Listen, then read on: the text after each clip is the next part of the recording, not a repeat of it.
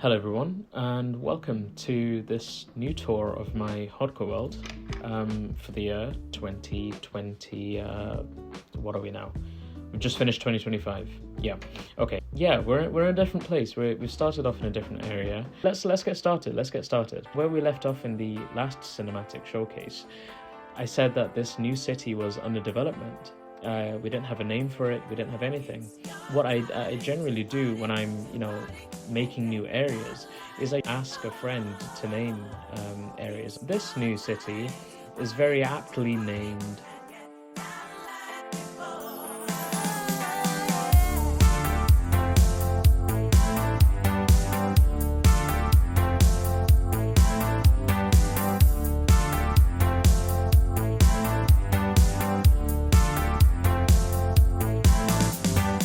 First thing we'll talk about is this building that we're in right now. So this is actually my new base.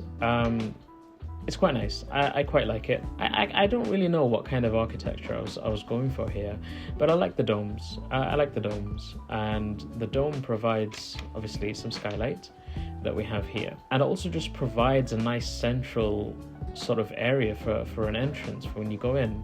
It raises the ceilings up, which it sort of increases the impressiveness of the build.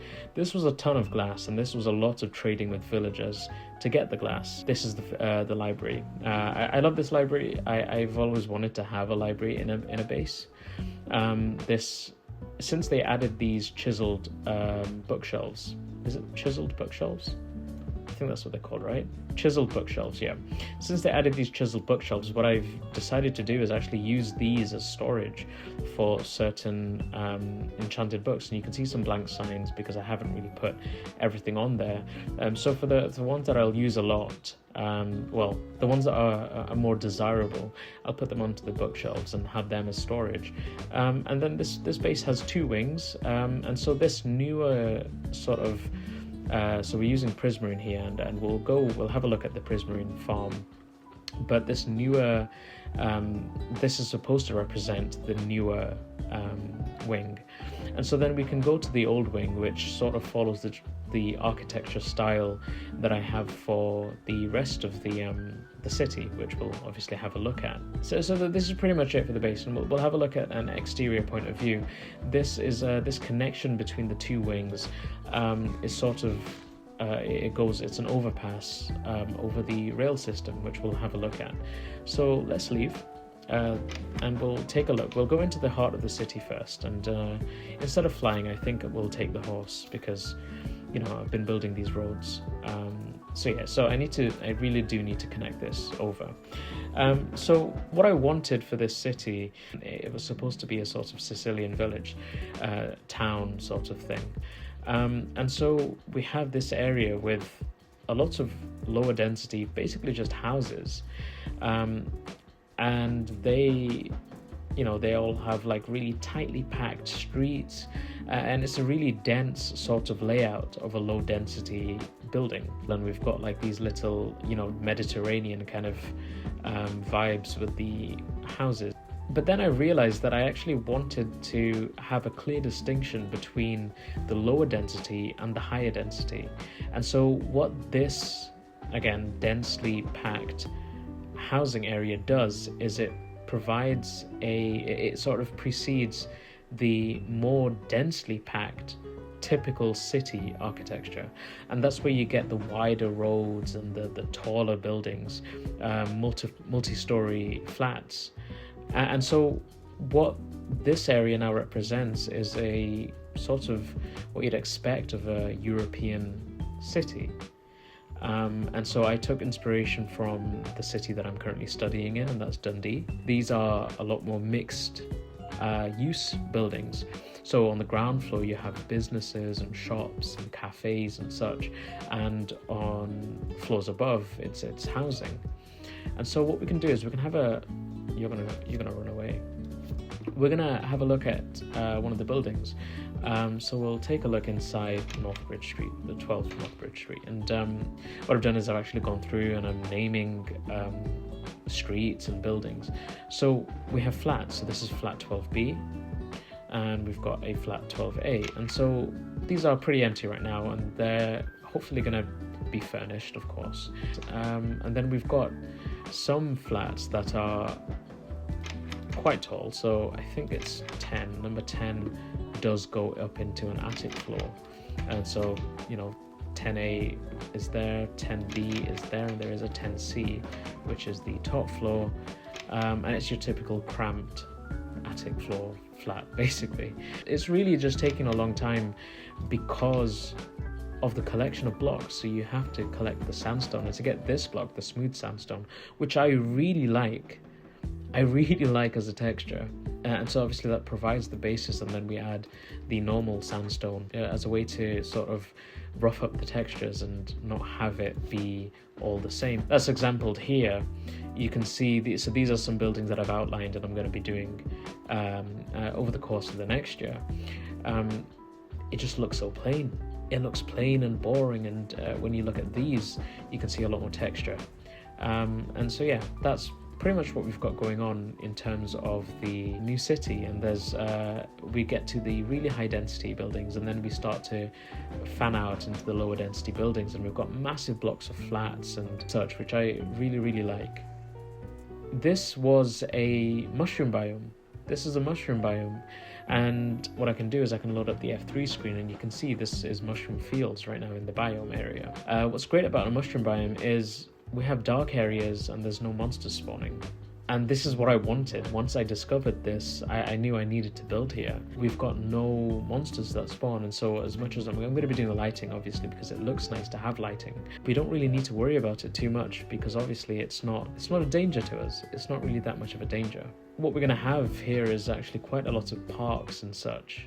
I really wanted to add parks because parks make up such an important part of a city. They provide the green spaces, and they break up such really dense areas, and so you can see this park, which there'll be quite a few more of these, and we've got, for example, this area which is full of podzol because I was growing some spruce trees because I needed them. We can take a look now down the roads. So I've been working on transforming these roads. So what I initially did was plan it all out in dirt path, as you can see here, and there's still some of it. And then I decided, okay, I want to change this road up. I wanted it to be black, as roads typically are, but I didn't want it to just be plain, flat, boring, just black. And so we've got a mixture of a load of blocks. I like this because it just looks nice. It doesn't have any sort of flat or plain texture. If it's all the same, it just looks awful, but if you switch it up a little bit, it looks nice. And so now that it is nighttime, actually, you can see these lights have turned on, but I do want to decorate them so they're not going to just be plain like this. And so we've got some big main roads, as we will get onto now. And I did this lighting here, and I wanted it to look like a really nice avenue. And I think I've achieved that. Obviously, we're still working on it.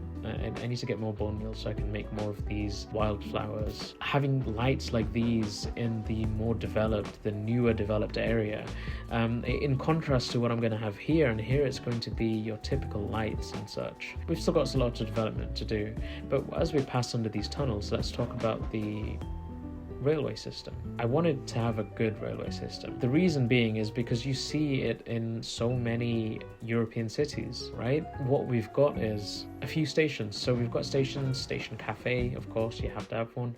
There's going to be a restaurant there. But this is the central station. So the central station has two platforms 1 and 2, and one takes you all the way to the old area, which is the big bridge that you'll have seen. Platform 2 takes you to two different. Are you gonna get in the minecart? Don't do that. Don't.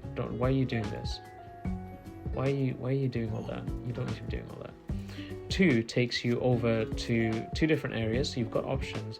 Again, from Manchester, obviously, we have to have a northern quarter, and then you've also got the Pier area, which will take you through the border town.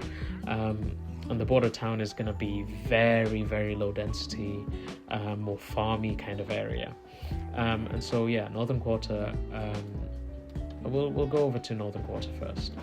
And so that switches this track, and it decides which track you go onto, basically. Now, I did have a data pack that sped up minecarts, but it's not been updated to the new updates. and so I don't have it, and so the minecart journey is quite slow. But what I wanted to do was have these overpasses, because I didn't want to make this an underground system.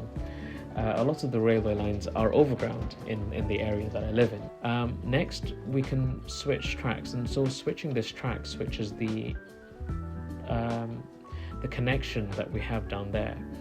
And so we'll get to the Northern Quarter. The Northern Quarter takes you to the lower density area. As you can see, I've forgotten to put the windows in for some of these areas. And there's going to be more development here, of course. But I like this station. I like the fact that it has a sort of overlight, a sort of, what do you call this? What's this called? Skylights, there you go, the skylights. And then we've obviously got another big road down this way. But we'll take the rail this time. Next, we're going to head over to the pier area. Now, I do need to work on the powering of these rails, but and I'll explain why in a sec. But as you can see, we're taking this road, and this track would have switched, but now we're going to the left. And I really enjoyed this bit. So I had built this rail track before I'd built my new base, and so I needed to connect the old wing to the new wing, and so I decided to do this overpass, which is what you saw me walking on at the start. So this area here, you're normally supposed to stop at that bit there, but obviously we didn't, so that's an issue. But yeah, that was going to be border station, and then you get to these fields and you can see the pyramid, and we'll take a look at that. And what I do have is actually a system which measures a pulse and extends it. So I'm just going to pop into FreeCam here and just show you what this looks like. So you can see the mushroom biome underneath still existing, but what this does is it starts a timer, and the power line runs all the way down through here, through this station. Sorry, we're not at the station yet. Through this station, and what this does is it powers this track, so you skip the station entirely, and it takes you straight through to the Northern Quarter. Whereas if you were to press this button, that would take you to the left into the city. So I'm just gonna have a little flyabout and just show you as the sun rises. This is Piers. Piers is the area with the pier, basically. We're gonna have boats, and we're gonna have, this is gonna be the industry sort of area, and there's going to be a boat here. It's going to look quite good, I think. Don't mind the pyramid in the room. There's obviously the road that goes through it. I'm thinking of building some boats. You can see this is going to be the farm. There's going to be just one farm. Again, it's a small island. We don't need to have many farms competing for dominance. But these red cows there are the mushroom cows, and then you have brown mushroom cows, which can happen when a red mushroom cow is struck with lightning. So yeah, we've got some power lines too. I always like the power lines. I feel like they add so much character. They are so good in a build, in any build really, because they just tell us, and they make it just a bit more realistic, if that makes sense. So that's pretty much the surface actually. Is there anything else that I wanted to show off here? Yeah, so you can see the rail track, it splits through, and I just like, I love it. I actually really like this. I like the blocks that I've used, and this was, these are lodestones. I love this block. It looks amazing, and I'm so glad they made it so that it takes iron instead of netherite. Netherite is a lot more expensive. But yeah, okay. So I think that's pretty much everything I wanted to show on the surface. So let's get into the, this is another example of, you know, the railway just going over as a bridge, and you have all these tunnels. I just love it. I love this. I love the way that your sort of the foot roads, or the car roads as they would be, but of course these are for horses. The way it interacts with a railway system, because it's just nice. And obviously if you come down this way, you have that again here too. This one was quite challenging, mostly because we're going diagonally. This road is going diagonally, so trying to maintain the shape while also trying to build an arch was quite a bit of a challenge. So you've got this arch here, and this, obviously we have this median split in this road, and this would have continued, but of course we've got this, and so the idea here is that you stop and it's a giveaway basically. And there's quite a few of these kinds of areas where there are bridges, but the span is so short, this is quite a short span, that it doesn't give way for two-way traffic, so it becomes a single carriageway basically. Yeah. Alright, so we'll go back into the house because there's quite an interesting thing underneath it. So here we've got this little bubble column, and now we enter the storage system. So this is, we've got some happy gas too, so you can't actually even see those chests down there, but there are chests. So this is a massive storage system. I once I found this area, I knew I had to do something in it, and so this took a lot of transformation. You know, I had to build in a lot of the ceiling. I had to carve out some areas and build like footpaths and you know, build up the terrain down there, and you'll see it there. You can see there's a sort of you know, the terrain sort of comes forward, but when we go underneath there and I show you the farms that are built down there, you'll fully see how big this cave was.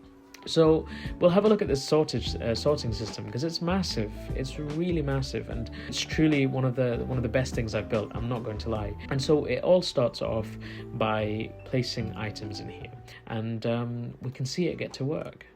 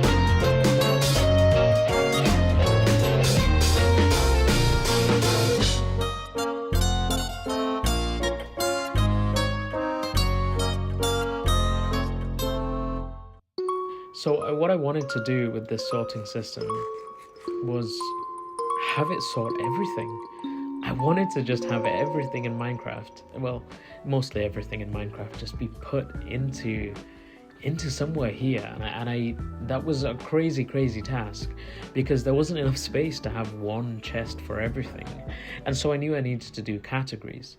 Now there are category sorters, there are.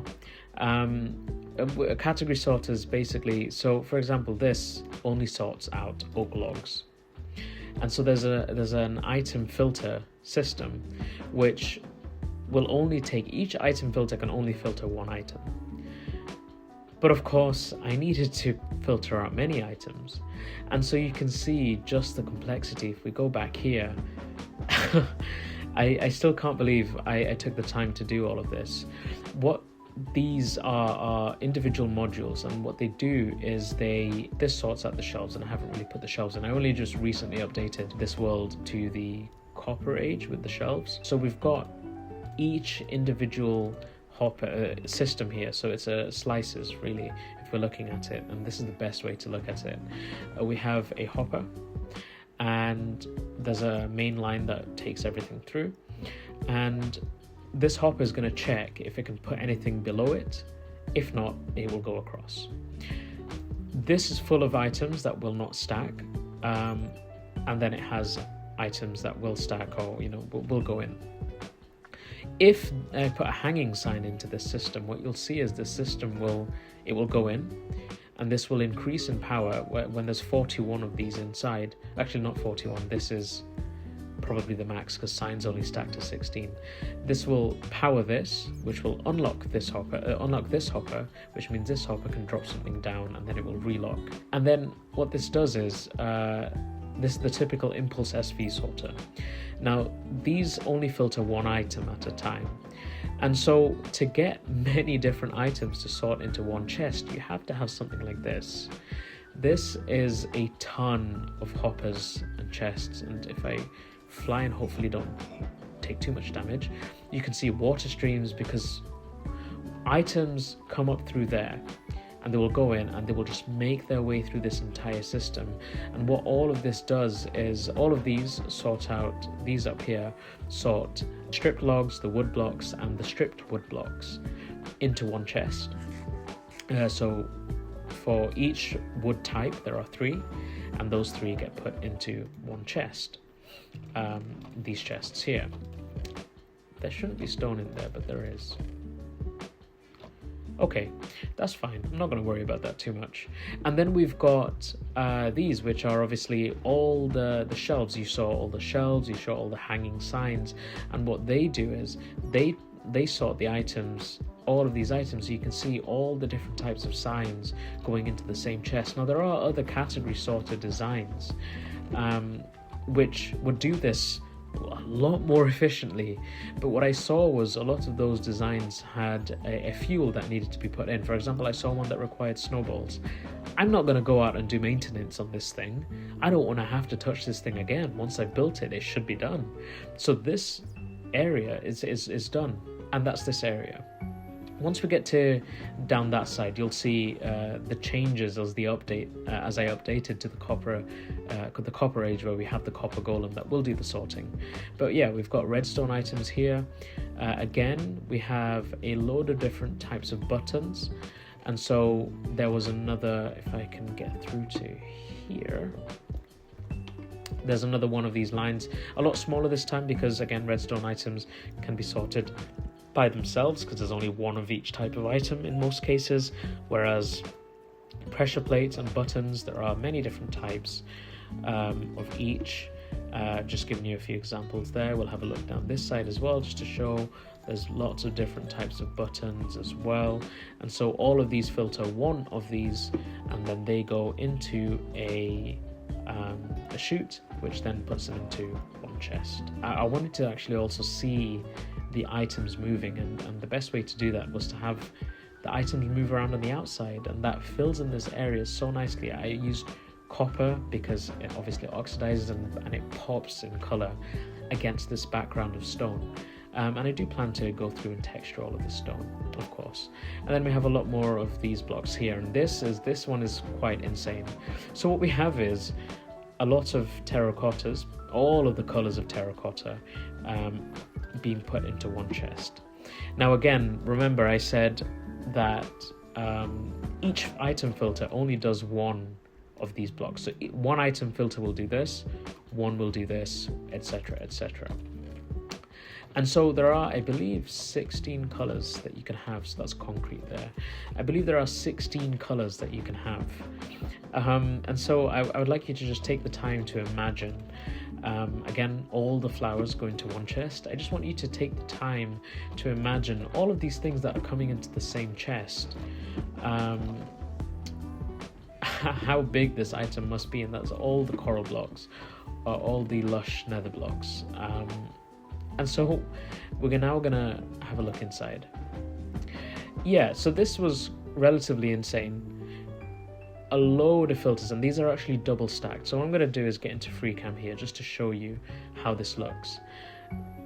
It's a lot, and there was a lot of clearing out that I had to do. So I was happy to have that beacon that really helped speed this all up, because this took forever. This was a 3-month-long project. Actually, I think it was 3 months. Did I start this? No, it was about a month. This whole thing took, because I just went at it every day that I could. I went at this and did it. And so you've got things getting sorted into the same chest, and each one of these chutes carries up to a single chest, and they sort out a load of items into one chest. Again, because I didn't want to have to touch this again after I built it. What's the point of having a sorting system that I have to go and do maintenance on every so often? I don't want to do that. I don't want to be doing all that. Things go from up there where the redstone items were down and into the lush items, and then from the lush items they get transferred over to here, which is the ocean items. So you can see a lot of these ocean blocks, sea lanterns, my favorite type of lighting, sponges and such too. Yeah, and then next we have and so things from there go into This actually, we'll skip this for now and I'll come back to it. This is now the farm outputs, and that's where we get to down this bit. But we'll go down there in a sec. So the reason that what I wanted to do was, again, because I wanted to sort everything, I needed to have the main sorting loop. So the sorting loop can go one direction. Okay, so we start off there, we go across the top, come down to here, and we go into here. And so I wanted to be able to sort everything, which means if I put iron in, I need it to go somewhere, and there's no point having a separate chest for just iron or pumpkins or melons or cactus and all these other things that I plan to farm. So they all just come into these chests, and then if they can't go into these, so this uses the simple item filters again here. And because they sort one type of item into each chest, and then they go across to here. There was no space to really have a pipe out here, so we've come to here. And now this is where we get to the new stuff. So the Copper Age, it introduced copper golems, and copper golems can do your sorting for you. So all of these are category sorters, right? This takes soul sand and soul soil. This takes just magma blocks, actually. This takes all of the quartz stuff, all of the nether brick stuff, all of the red nether brick stuff, streamlights, all of the endstone brick stuff, all of the purple stuff, all of the end rods, and then miscellaneous lighting items. And then we have one spare. Now, imagine what you saw down there. And I want you to look into here now and just see how much smaller this all is. And that's because of these guys, copper golems. So I'm generally vehemently against imprisoning, but I saw a different perspective, and that these guys are robots and they'll sort, and that's all they'll do. And so that's why I decided, okay, we'll allow this. And so yeah. These guys have made everything so much smaller. And then what this does, this is a modification on the item filter there, and it now uses chests, because copper golems take things from copper chests and put them into regular chests. And then this is a overflow chest. If they can't find anything to go into there, they'll put it into here, and this will move on to the next section. So yeah, a lot easier. Again, I had to do all of this because it was hard to stack these chests together, but there's probably an efficient way to do it. But I had the iron and I had the wood, so I just made the chests and hoppers and such. Then we move on to up here. Same idea. I love this, right? Okay, because I had to increase the surface area of chests available, so this couldn't be flush against the wall as those were over there. This houses pretty much everything else, all coal items, all gold, and all these. I didn't know that you could actually collect these crystals, but I did. And amethyst, every single stage of amethyst crystal formation, and then just some other extra blocks. We have some more stone blocks and such. And then I decided to put a fish tank in there. I realized that this space wasn't again, I don't need to light up this place. I can play around a lot more with lighting because of the fact that this is a mushroom biome. And so I was able to really get creative with this lighting and have a bit of light coming from inside a fish tank. And so we've got some corals, we've got some amethyst crystals. I think crystals look great in water, I'm not going to lie, in this fish tank. I've put a little bubble thing up there. Unfortunately, you can't see campfire smoke through glass, but there is smoke coming out of this. Put a little campfire down there. Obviously it's not waterlogged, but the water doesn't come into here. But yeah, that's that. Right, and so next we get to just here. This is the output chest. These are all the things that weren't sorted. There's that minecart that we put in. Now let's have a look at the farms very quickly. Now I've got a few farms down here. I've got the melon and pumpkin farm. I made this a lot bigger than what you'd expect, so these had to become target blocks so the observers could power them all.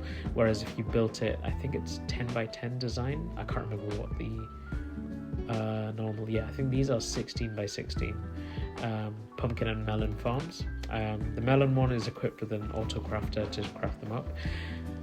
Yeah, again, I typically don't like to imprison animals, but I needed beeswax. So these bees are creating honey, which then turns into honeycomb, which then I can use to prevent the oxidation of the copper. Again, you can see the work in progress vibe. This is glass just to stop the cactus from falling out, but again, not enough glass, so I need to get some more. And then the bamboo farm. This bamboo farm powers the, and so you can see these two lines here. I loved the idea of having pipes, and you can see a bit of glass around this pipe here, and that's because I'm going to have glass overlying here. And what you can also see is just the extent that this went outwards. This cave was massive, and you can see I've brought it forward to try and control the space, really. But it's great, and I've carved out this deep slate area to make it look like this and have a nice sort of geometric design for the because if we're going to have glass, I want it to look nice down here. So we've got two lines going up here. One of these lines comes straight from the bamboo farm and it goes up, and that goes into the furnace, the smelter. And then one of these lines is for the rest of the farm. So all the other farms that aren't bamboo will go into here and go up into the farm storage area. The reason bamboo doesn't go up is bamboo is being used as a fuel. But I am going to make a separate line to take bamboo up as a wood that I can use to craft. And so if we kind of get down into here, so this is the drop-off system. These minecarts are going over and over, and what they'll do is they'll pick up blocks through this block because they're minecart hoppers, and they'll come to here, and if there's anything in the minecart, it will switch off this power, which stops this rail being powered, so they can't move. They'll just get frozen there, and that'll be good, and they can drop off everything. The next thing here are the crafters. Now the crafters, what they'll do is they'll take 9 bamboo, turn it into a bamboo block, and then spit it out. And once they spit it out, they'll come to here, which will then craft it into planks, and the planks go up into the storage system. Now I don't know, maybe planks aren't the best for fuel in terms of using bamboo, but I'm using it. Okay, I'm using it, and that's fine by me. This is the super smelter. Now this was in my showcase in the last industrial area, but what I did was I didn't want to go collect all of this redstone because I'd used so much of it. Like you'd seen the modules over there, I've used so much of it. I didn't want to go collect the redstone again, so I just transferred it all over and I rebuilt it here. Again, being able to play around a lot more with the lights, so there's like a dim sort of lighting, like it's glowing up from the bottom. There's lighting around here to light up these walls, and I thought it would be fun if we made it funky. And if we had, okay, I'm back with something to burn. I've got some more blocks, so we're going to put these in. So what that will do is it will distribute everything between the furnaces, and then once the furnaces have furnaced, things will get taken up through into this, and it will just fall down to here. And I thought, this is whimsical. If things fall from the ceiling, it's a lot more fun. So they go all the way up and they come through. And so yeah, this is 64 furnaces, is it? 8, 16, yeah, 32, so 32 one side, 32 on the other. But yeah, that's pretty much it for the storage system and the few farms that we have going here. It's been so much fun. I'm not going to lie, it's been so much fun building this. It's been awesome. Truly one of the best things I've done. I love the way that I've gone for it, and I'm thinking of adding more. And the last thing I'll showcase is this thing here. This is one of my favorite things. I press this button, that will switch to going up, and it changes the arrow too, and you'll see it will go down because the default is down. So once the time is up for this, it will then move down. You can see, oh, it's amazing. I love this. I love this so much, and I'm thinking of using these trapdoors again to add more displays out and around here, to give it a sort of like retro digital steampunk vibe. I've been watching the Fallout series, guys, I'm not going to lie, so I'm kind of in on the loving the pipes, and I'm gonna have a little thing that blows off steam maybe, but yeah. And of course, to add some lushery, we have to add the green, we have to add the light, the grass and stuff, and we've used moss blocks here to create a little pond so it looks like a lush cave. Lush caves are a biome that generate. This was not a lush cave, but I turned it into one. The pyramid. This is our painting gallery slash Prismarine farm. So yeah, Minecraft has paintings, and I went and collected all of them and left some signs because I need to go through and name all of them. I need to find out all the names. But yeah, I built it as a massive pyramid. I thought, why not? Why not? I had all the blocks. Why not build it as a pyramid? It looks amazing. I actually really love this pyramid. But yeah, I have this lift system. It uses bubble elevators, and it's so fun. Okay, so like, look, I'll drop all the way down. So we're now all the way at the bottom, and you can see we're actually underground here. These are spawning chambers, and so guardians spawn here. They then get flung up because that's a bubble column. It's the same bubble column we used to get back up from the storage area, and we'll use it down there too. And they get taken into this middle column where they fall and die, and that's how we collect Prismarine. So this I really like. It's a lift system. I wanted one that stops you, at floors in the middle, and I was going to make it with slime blocks, but I couldn't find a design that I liked that was compact enough, really. And maybe you could have gotten a more compact one, but then I saw this design, and I can't remember who I made it following. But I built this actually last year in 2024, but I hadn't shown this off. So we're going to show it off now. And so what you can do is that will take you all the way up to the top floor, and what it does is it recreates the columns. Oh, sorry, no, that takes you to the middle floor. Okay, it recreates the columns at a specific height. I don't think there is anything else that I quite remember now to show, but we'll fly into the world. We'll fly back into the new area as we talk about the outro, really.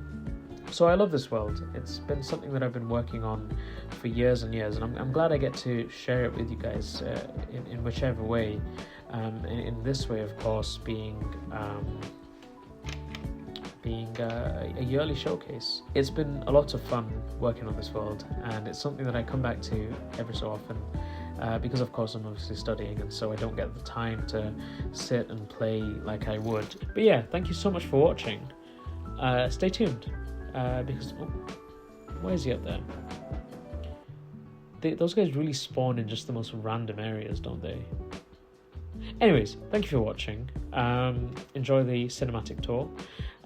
Hopefully next time you see this world, I won't be dead, firstly. I mean, in Minecraft, obviously. I mean, I hope not in real life either, but in Minecraft too, because, you see those hardcore hearts. Once it's gone, it's gone. Anyways, yeah, thank you, and enjoy the cinematic showcase. If there's anything that I've forgotten to show you here, I'm sure I'll show it in the showcase.